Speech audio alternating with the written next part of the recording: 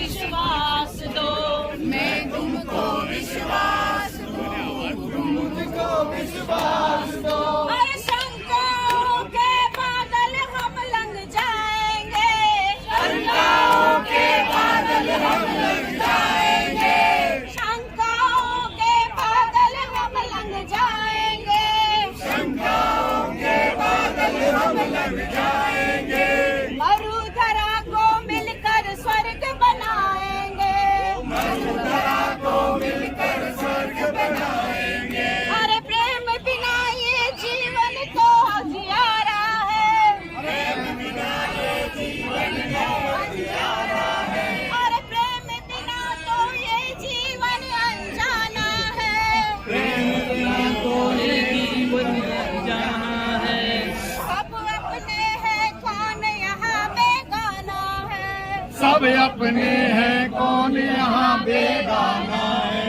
हर पल अपना अर्थवान बन जाएगा, हर पल अपना अर्थवान बन जाएगा। बस थोड़ा सा दिल में प्यार जगाना है, बस थोड़ा सा दिल में प्यार जगाना है। इस जीवन को साज दो, इस नहीं आवाज दो, इस जीवन को साज दो, मौन नहीं आवाज दो। मैं तुमको विश्वास दूं, तुम मुझको विश्वास दो, मैं तुमको विश्वास दूं, तुम मुझको विश्वास दो। अरे पाषाणों में मीठी प्यास जगाएंगे, पाषाणों में मीठी प्यास जगाएंगे। मरुधरा को मिलकर स्वर्ग बनाएंगे, मरुधरा को मिलकर स्वर्ग बनाएंगे।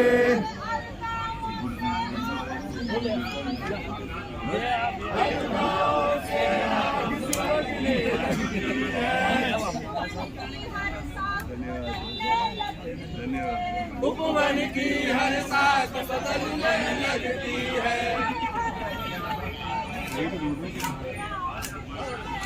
हर आंगन में से खुशियाँ उठती है। फोन किया था दोबारा संबंधों की सांस उखड़ने लगती है। और जिस और जवानी चलती है उस और जमाना चलता है साथियों। कि ढहने लगे हौसला, कि ढहने लगे हौसला तो ये याद रखना, बिना मेहनत के तक तो ताज नहीं मिलते। अरे ढूंढ लेते हैं अंधेरों में मंजिल अपनी, जुगनू किसी रोशनी के मोहताज नहीं होते। तो मैं ये कहना, अम्बेडकर जी के 132वें जन्मदिवस पर मैं अपने विभाग की तरफ से आप सभी को बहुत बहुत बधाई देता हूँ। साथियों, भारत का संविधान जब बाबा साहब ने इस देश में जन्म लिया और जो इस देश में गैर बराबरी के आधार पर बनाई गई सामाजिक व्यवस्था जो चलन में थी, तो बाबा साहब के जीवन में बाबा साहब ने उसको ताउम्र जो है महसूस किया। जिसके बाद बाबा साहब ने उच्च शिक्षा ली, विदेश गए और बाबा साहब ने इस देश में संविधान सभा में जाने के लिए बंबई की सीट से चुनाव लड़ा। दुर्भाग्य से बाबा साहब वो चुनाव हार गए। उसके बाद इस देश की जैसूर और खुलना की सीट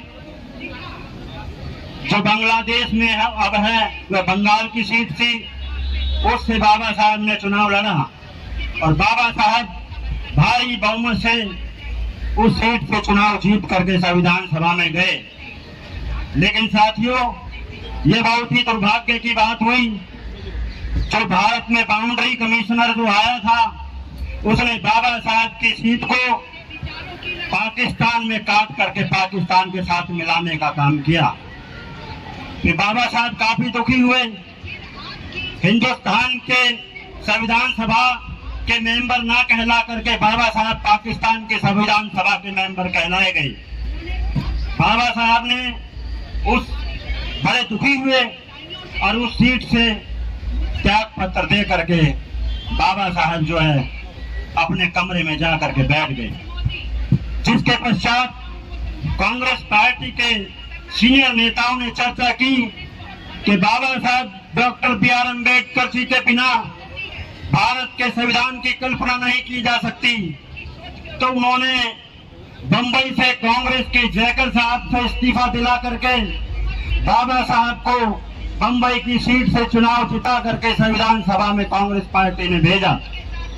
सब जानते हैं, बहुत जानते हैं। मैं बहुत ज्यादा कुछ कहना नहीं चाहती हूँ, पर मैं ये जरूर कहना चाहती हूँ कि आज मैं यहाँ आप सबके सामने खड़ी रह के माइक पे आपको एक स्पीच दे रही हूँ, तो बदौलत बाबा साहेब आम्बेडकर के हैं। बाबा साहेब आम्बेडकर को हम याद करते हैं, साथ में हम आज उसके गुरु, जो जिसको वो गुरु मानते थे, ज्योतिबा फुले जी को भी याद करना चाहूंगी मैं आज। उसकी जन्म जयंती भी इसी महीने में आती है और उसने भी स्त्रियों को शिक्षा देने के लिए बहुत कुछ झेला है। उसने और उसकी वाइफ ने भी भारत में स्त्रियों का महत्व देने के लिए पूरे समाज का सामना किया था, फिर भी उसने पीछेहट नहीं की और महिलाओं को शिक्षा देने का जो निर्णय किया था उसमें आगे बढ़े। मैं बाबा साहेब के लिए एक बात कहना चाहूंगी, उसकी हम तो उसके लिए कुछ कर नहीं सकते हैं, पर मैं आज बोलना चाहती हूँ कि बाबा साहेब ने जब महिलाओं को शिक्षा दिया, फिर जब पूरी दुनिया ऐसा चाहती थी कि महिलाएं वो चार दीवार के अंदर रह के घर का काम करें और अपनी संतति को आगे बढ़ाएं, उस टाइम पे बाबा साहेब ने सोचा था कि महिलाओं को बाहर निकलना चाहिए, एजुकेशन लेना चाहिए, और मैटरनिटी लीव देने वाले पहले वाले बाबा साहेब आम्बेडकर थे। और दूसरी बात ये मैं कहना चाहूंगी कि आज हम बाबा साहेब को याद करते हैं तो या तो हम दलित नेता के नाम पे याद करते हैं या संविधान के रक्षक या जिसने संविधान बनाया है उसको ऐसे ही याद करते हैं। पर मैं चाहती हूँ कि आज से हम बाबा साहेब आम्बेडकर को एक नारीवाद का चेहरा भी बनाइए, क्योंकि महिलाओं को आगे आने में, उसको शिक्षित करने में, घर से बाहर निकालने में भी उसका सबसे बड़ा हाथ है, जितना संविधान बनाने में उसका हाथ था।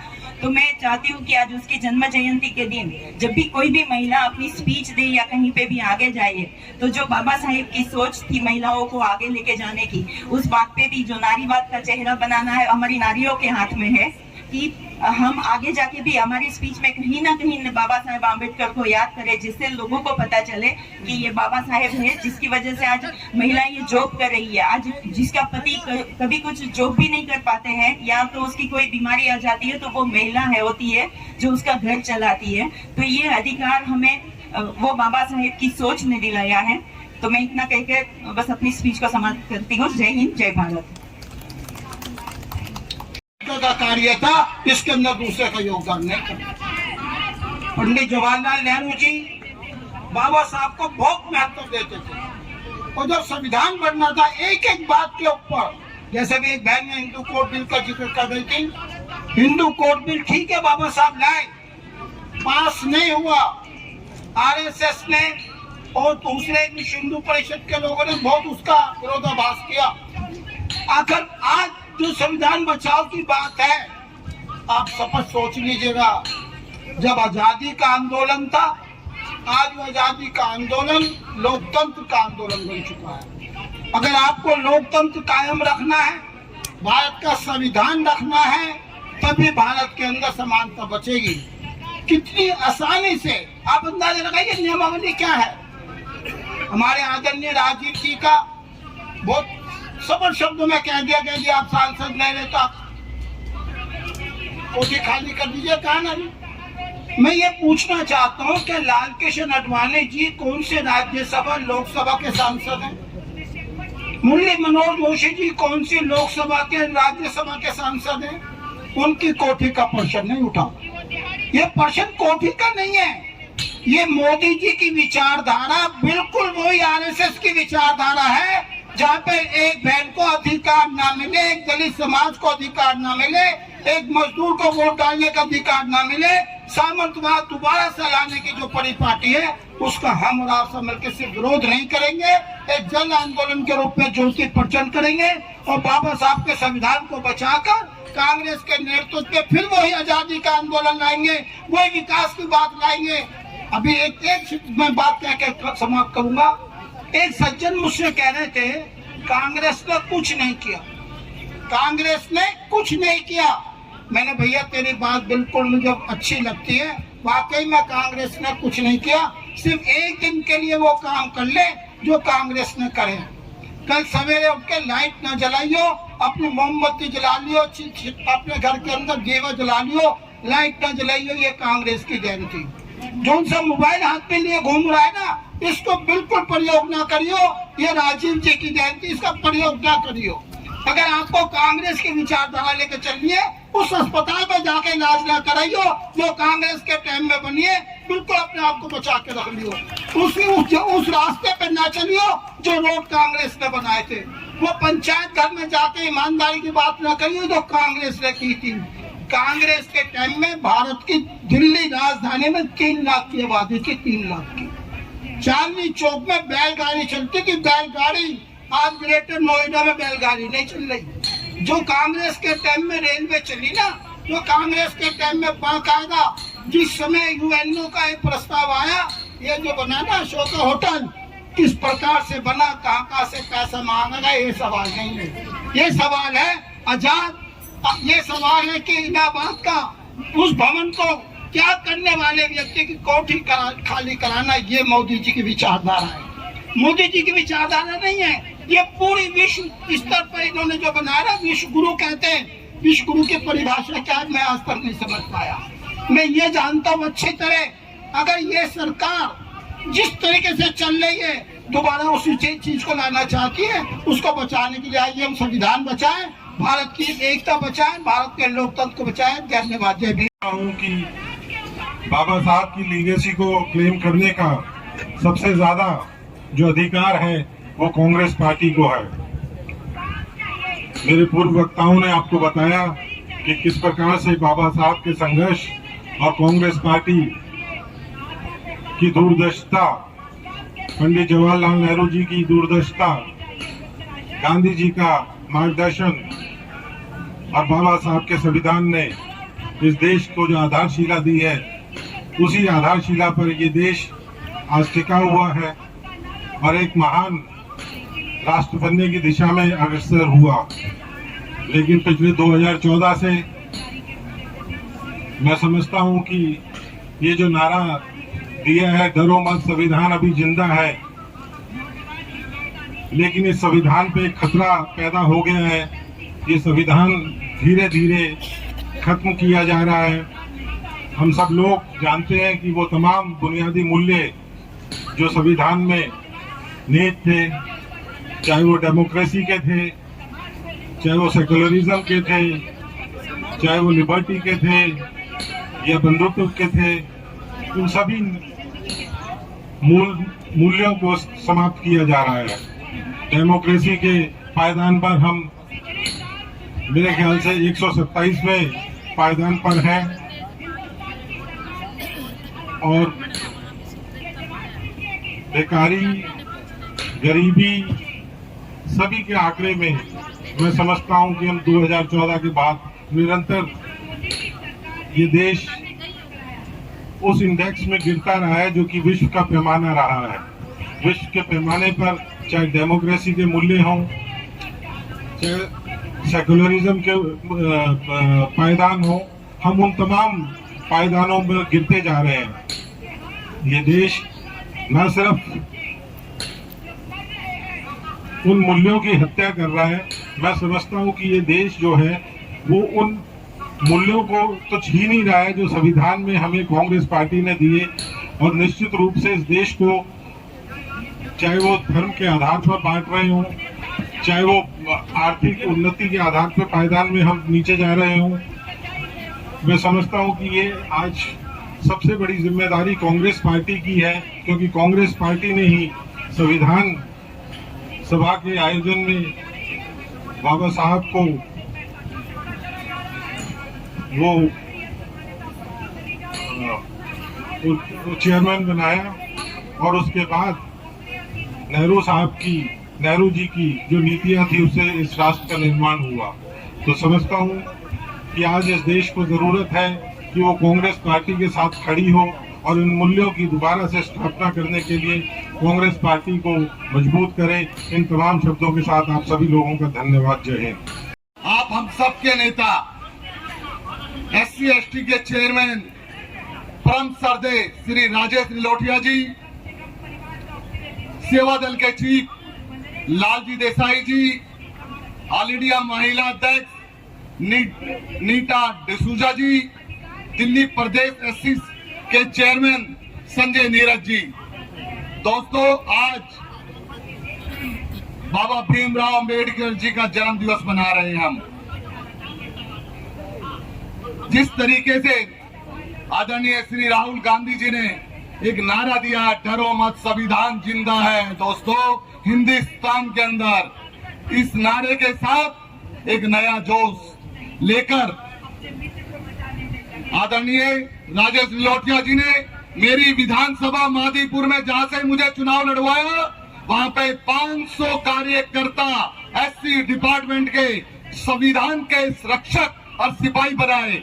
आज के युग में कहीं पर भी कभी भी जरूरत हो, चाहे छत्तीसगढ़ में हो, राजस्थान में हो, जो संविधान हमारे को आदरणीय अंबेडकर साहब दे गए, उसको लेकर निलोटिया जी छत्तीसगढ़ में दिक्कत आई जब भी तो पहुंचे, दिल्ली में, दिल्ली कैंट में दिक्कत आई तब पहुंचे।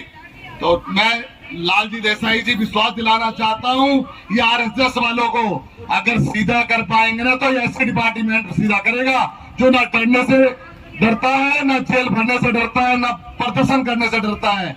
ये ताकत संविधान ने दी है, और जो देश ने तरक्की की है कांग्रेस पार्टी के नेतृत्व में, ये संविधान बाबा भीमराव अम्बेडकर जी ने बना के जो कांग्रेस को दिया है, और जो RSS जो चाल चल रही है, 6 दिसंबर जो पुण्यतिथि होती है, जो चाल चली इन्होंने मस्जिद को तोड़कर, ये RSS की चाल थी। आज भी 14 तारीख को हम अपने बाबा साहब जी का जन्मदिन मना रहे हैं यहाँ पर हम जंतर मंतर पर, और ये ताल कटोरा स्टेडियम में हिंदू महासभा आज भी चाल चल रहे हैं। दोस्तों, इससे सावधान हो जाओ हिंदू महासभा से। ये देश के संविधान को आपका हमारा जो नेता है वो लेके चल रहा है। राहुल गांधी ने जो नारा दिया है वो सबसे आगे है, उनके साथ तमाम सेवा दल और हमारे नेता राजेश निलोटिया जी हैं। मैं तमाम दोस्तों से एक साथ चाहूंगा, जय भीम, जय भीम, जय भीम, जय भीम। राजेश निलोटिया जिंदाबाद, जिंदाबाद। इस देश की प्रथम सीट पे, प्रथम पंक्ति पे बैठने का अधिकार दिया, उस महामानव को वंदन नमन करते हुए आज के इस कार्यक्रम में उपस्थित हम सब के नेता, श्वेत सेना के सेनापति आदरणीय लालजी देसाई साहब, SC डिपार्टमेंट के चेयरमैन आदरणीय राजेश भाई निलोटिया जी, और हमारी बड़ी बहन महिला कांग्रेस की अध्यक्षा और पूरे भारत में महिला की आवाज बनी हुई आदरणीय नीता डिसूजा जी। साथियों, बाबा साहब अंबेडकर ने जो संविधान दिया था, जो लोकतंत्र के अंदर आम आवाम को अधिकार दिया था, उसको पिछले 50 सालों से सिंचित करने का काम अगर किसी विचारधारा ने किया है तो वो कांग्रेस की विचारधारा है। उस संविधान को मजबूती प्रदान करने का काम, इस देश के अंदर, इस देश के प्रजातंत्र को मजबूत करने का काम अगर किसी नेता ने, किसी विचारधारा ने किया है तो वो कांग्रेस की विचारधारा थी। और इसलिए मैं चाहूंगा कि 5 पंक्तियां में गाकर आप सबके सामने रखना चाहता हूं। आप सब मेरे साथ गुनगुनाएंगे। मैं कांग्रेस का मतलब इस मंच के माध्यम से पूरे देश को बताना चाहता हूं कि कांग्रेस क्या है। आप सब मेरे साथ 5 पंक्तियां मंच से और सभासद जो सामने बैठे हैं, एक साथ कि हम कांग्रेस क्या है वो बताएंगे। ईमान तो गांधी जैसा है, भारत पर जाते जाते हैं, ऐ लहू में रंग कुर्बानी का, जा दे कर जान बचाते हैं, अपना पराया हम न देखे,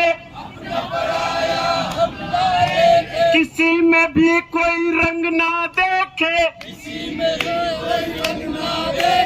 इंसानियत की हवाओं में हम बहते हैं।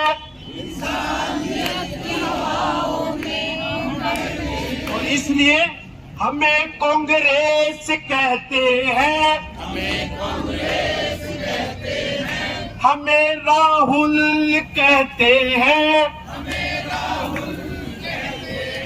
हमें नेहरू कहते हैं, हमें कांग्रेस कहते हैं, हमें भीमराव कहते हैं, हमें गांधी कहते हैं। और साथियों, बाबा साहब भीमराव अंबेडकर ने जो संविधान दिया था, सबको समानता का अधिकार दिया था, आज वो लोकतंत्र खतरे में है। सम्माननीय अध्यक्ष जी बहुत बार कहते हैं, जब भी पूछा जाता है कि सेवा दल पहले क्यों नहीं दिखाई देता था, तब अध्यक्ष जी कहते हैं कि सेवा दल उस समय मजबूत था क्योंकि उस समय देश का लोकतंत्र मजबूत था, देश का लोकतंत्र कांग्रेस के हाथ में था, इसलिए हमारा श्वेत सैनिक सड़कों पे दिखाई नहीं देता था। पर आज जरूरत है, क्योंकि इस देश के आम आवाम को खतरा होगा, इस देश के लोकतंत्र को खतरा होगा, तो इस देश के लिए लड़ने वाला कोई और नहीं आएगा, कांग्रेस का कार्यकर्ता आएगा, क्योंकि इस देश को आजाद कराने वाला कांग्रेस का कार्यकर्ता था। हमारे ही बुजुर्गों ने, हमारे ही सम्मान्य नेताओं ने बड़ी से बड़ी कुर्बानी देकर इस देश को आजाद करवाया था। हमारे ही कांग्रेस के असंख्य कार्यकर्ताओं ने बड़ी से बड़ी कुर्बानी दी, तब इस देश में लोकतंत्र स्थापित हुआ। जब हमारी इंदिरा जी ने कुर्बानी दी, तब इस देश का मजबूत प्रजातंत्र स्थापित हुआ। और इसी मजबूत प्रजातंत्र को बनाए रखने के लिए, इस देश के महान प्रजातंत्र को बनाए रखने के लिए हमारे स्वर्गीय राजीव गांधी जी ने कुर्बानी दी। और इसीलिए हमारे खून में कुर्बानी है। और इसीलिए अब हम सबके महबूब नेता आदरणीय राहुल गांधी जी कहते हैं, डरो मत, लड़ाई लड़ो, ये देश के आजादी की दूसरी लड़ाई है। और इसीलिए हम कहते हैं कि हम फौजी मस्ताने हैं और गांधी के दीवाने हैं। और गांधी मतलब वो राष्ट्रपिता महात्मा गांधी जिसने कहा था डरो मत। तब नेहरू जी कोई बहुत बड़े खानदान से आते थे, पर गांधी ने ऐसा मंत्र पढ़ाया कि नेहरू जैसे बड़े खानदान का वो वारिस इस देश की आजादी में पैदल लड़ने के लिए आ गया। और असंख्य ऐसे नेहरू उस देश की आजादी में शामिल हो गए थे। इसलिए उस राष्ट्रपिता महात्मा गांधी के हम दीवाने हैं। और आज उसी राष्ट्रपिता महात्मा गांधी के पद चिन्हों पे हमारे महबूब नेता आदरणीय राहुल गांधी जी चल रहे हैं। और वो कह रहे हैं कि लोकतंत्र की लड़ाई लड़ो, डरो मत, बड़ी से बड़ी कुर्बानी दो। और मुझे विश्वास है आप सब कंधे से कंधा मिलाकर राहुल गांधी जी के साथ लड़ेंगे। अगर थोड़ा सा समय है तो मेरी वो जो गाना है उसकी 4 लाइनें आपको गाकर, और मैं चाहूंगा कि सेवा दल के सभी साथी वो राहुल गांधी जी जिंदाबाद वाला हम गाना गाएंगे, क्योंकि आज का गांधी तो राहुल गांधी है जो इस लोकतंत्र की बड़ी से बड़ी लड़ाई लड़ने के लिए हमें प्रेरणा देता है। हमारा प्रेरणा स्रोत है, नेता है, हमारा महबूब नेता राहुल गांधी ही है। वो गाना हमारा है,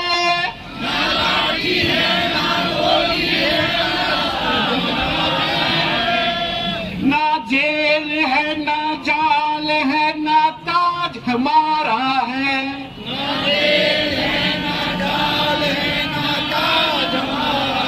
और इसलिए हम सबके सेनापति लालजी देसाई क्या कहते हैं, गाने ज्यादा से ज्यादा तैयार करो। इसलिए आगे वाली पंक्ति है, ना जेल है, ना जाल है, ना ताज हमारा है। ना जेल है, ना जाल है, ना ताज हमारा है। हम गीतों से और नारों से, हम गीतों से और नारों से आवाज उठाएंगे।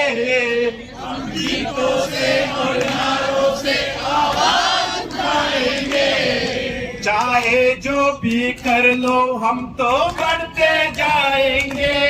चाहे जो भी कर लो हम तो बढ़ते जाएंगे। जिंदाबाद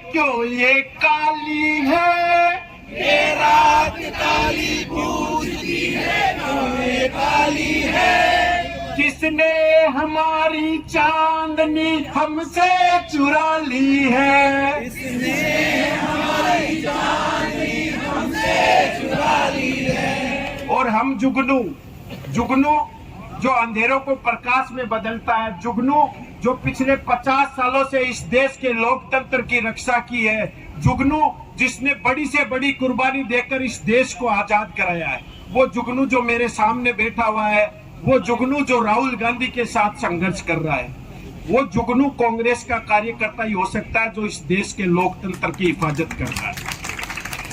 ये रात काली पूछती है क्यों ये काली है, ये रात काली पूछती है क्यों ये काली है। किसने हमारी चांदनी हमसे चुरा ली है, किसने हमारी चांदनी हमसे चुरा ली है। और इसलिए नीता डिसूजा जी और राजेश भाई जी कहते हैं कि हम जुगनू हर अंधेरे का, हम जुगनू हर अंधेरे का हिसाब मांगेंगे, हर अंधेरे का हिसाब मांगेंगे। चाहे जो भी कर लो हम तो बढ़ते जाएंगे। जिंदाबाद जिंदाबाद बाबा साहेब जिंदाबाद। बहुत बहुत धन्यवाद। जय हिंद साथियों। एक संवैधानिक ढांचा बनाया गया हो तो जब अगर हम कल्पना करते हैं कि जब वो कमरा था जहाँ पे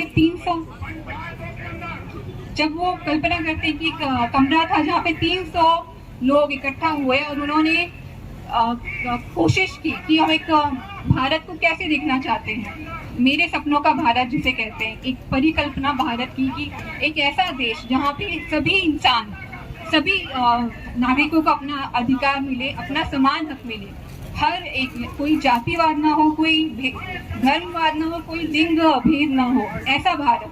तो उसके लिए हम क्या कर सकते हैं? तो उसका जो अध्यक्षता की बाबा साहब अम्बेडकर जी ने, उन्होंने भी इस चीज को बहुत अच्छी तरीके से समझा और फिर शुरुआत की संविधान लिखने की।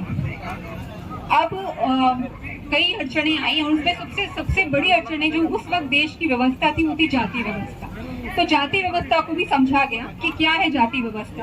तो खुद बाबा साहब अम्बेडकर जी ने एक बहुत अच्छी लाइन बोली थी कि जो जाति व्यवस्था है वो कोई फिजिकल ऑब्जेक्ट की तरह नहीं है, मतलब वो कोई दीवार नहीं है कि इसमें पत्थरों से लिखा गया है कि जिसे तोड़ा नहीं जा सकता या जिसे तोड़ने की जरूरत है। वो सिर्फ एक धारणा है, एक नोशन है, एक मानसिकता, एक माइंडसेट है।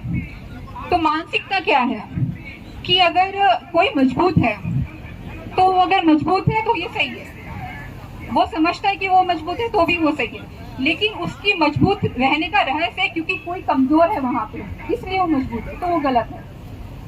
अगर कोई कमजोर है, उसी तरह से अगर कोई कमजोर है और अगर वो समझता है अपने आप को कमजोर है तो वो भी कहीं ना कहीं किसी हद तक सही है, क्योंकि वो इंसान अपनी जिम्मेदारी लेगा और अपने आप को मजबूत बनाएगा। लेकिन अगर वो ये समझता है कि कोई मजबूत है इसलिए मैं कमजोर हूँ, तो ये भी एक गलत धारणा है।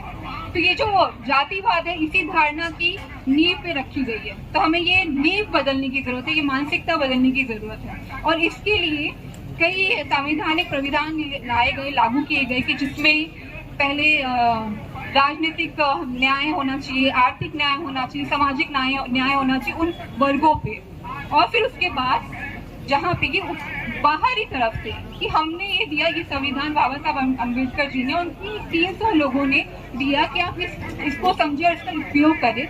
लेकिन मानसिकता जो है वो तो हमें अपने अंदर से ही तोड़नी पड़ेगी। अगर हम कमजोर हैं और हम समझ रहे कि कोई और वजह है हमारी कमजोरी की, तो ये हमें ही समझना पड़ेगा कि हम मजबूत हैं और हम किस तरह से अपने आप को मजबूत करें। तो अब इसी चीज पे हम अगर वहाँ पे सोचे कि हम उस एक भारत की कल्पना कर रहे हैं, हमने कितना, आज 75 साल हो गए, हमने कितना अचीव किया है इस चीज को। कांग्रेस एक हद तक उस दिशा में जा रही थी, लेकिन कहीं ना कहीं ये एहसास हो रहा था, क्योंकि जब कोई नाम पूछता था ये नहीं पूछता था हमसे कि तुम्हारी कास्ट कौन सी है।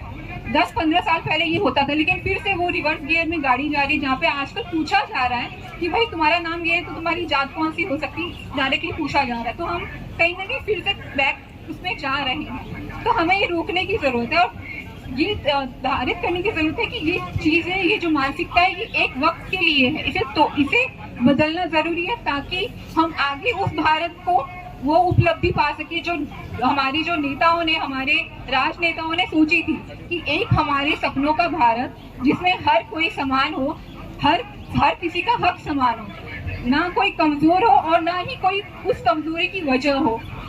तो ये जय जगत में एक नारा है कि न्याय का विधान हो, एक पंक्ति है, न्याय का विधान हो, सबका हक समान हो, सबकी अपनी हो जमीन और सबका आसमान हो।